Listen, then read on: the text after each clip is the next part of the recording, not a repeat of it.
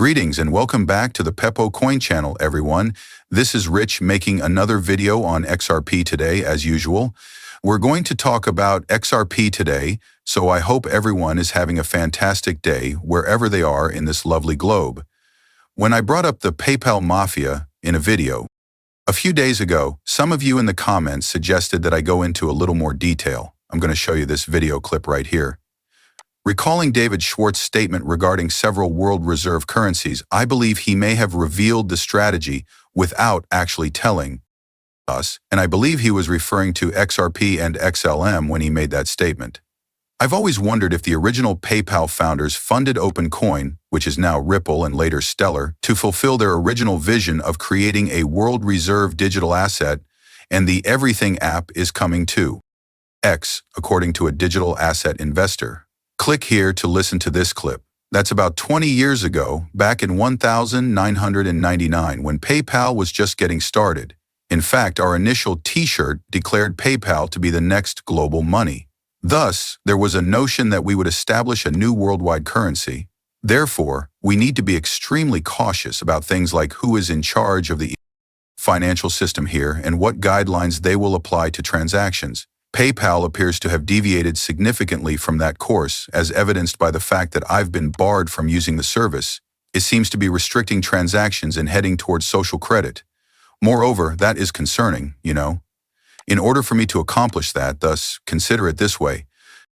The path that PayPal is taking does not sit well with Elon Musk. Additionally, he is developing the X app for everything. Elon, I believe, is as well. Working in the background with Ripple and perhaps Stellar as well, since I believe this was a major idea that was planned out a long time ago. I'm interested to see where this goes. Let's return to the world reserve currency though.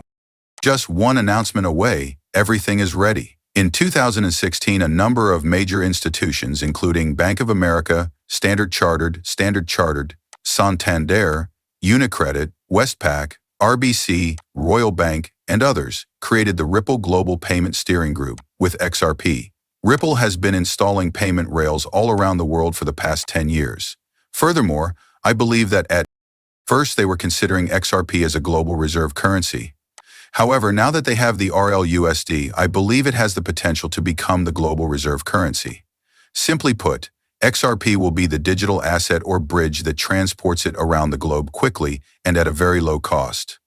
Since it's difficult to convince banks to accept cryptocurrency, I believe Ripple may have changed course somewhat. However, they will provide access to a stablecoin. They will use the cryptocurrency to shift that stablecoin later. Remember that this article was published only 5 months ago, informing us that 130 countries will be connected by the Interledger protocol. One of Ripple's initiatives is Interledger. The Interledger protocol is beginning to gain traction.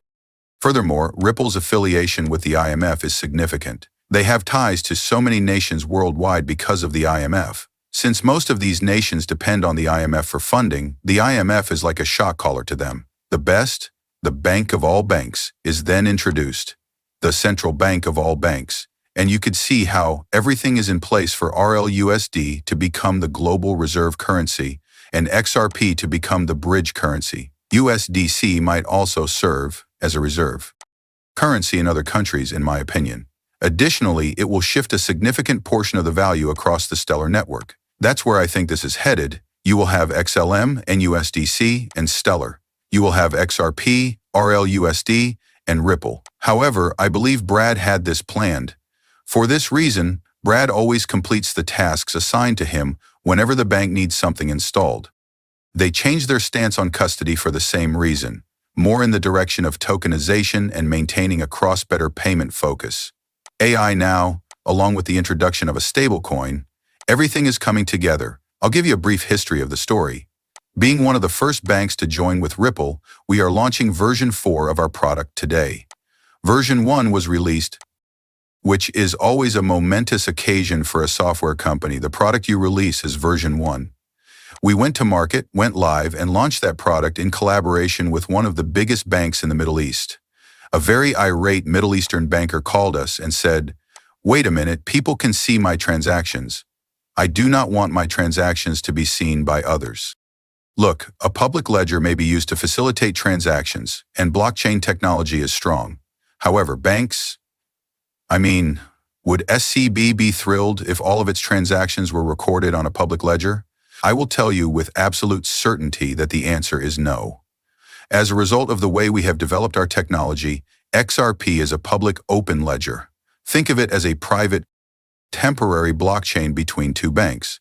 This is a separate component of Ripple's technology that links banks to liquidity solutions. To ensure that there is never a scenario where a transaction fails to complete, it cryptographically signs the transaction, holds it in escrow, and releases it simultaneously. However, the point I would like to make is that, in my opinion, individuals who support the notion that all transactions should be open are not representative of the real world. We may discuss how the idea that we're going to get around governments has been at the heart of the genesis of Bitcoin and, to a lesser extent, other tokens. The government shouldn't get involved. We're going to avoid banks. Look, Ripple, we approach it from the complete opposite perspective. Governments are here to stay, therefore, banks are undoubtedly here to stay. We can make it possible for banks to create a valuable internet. The repositories of value must be connected in order to enable an internet of value. The banks are the value repository.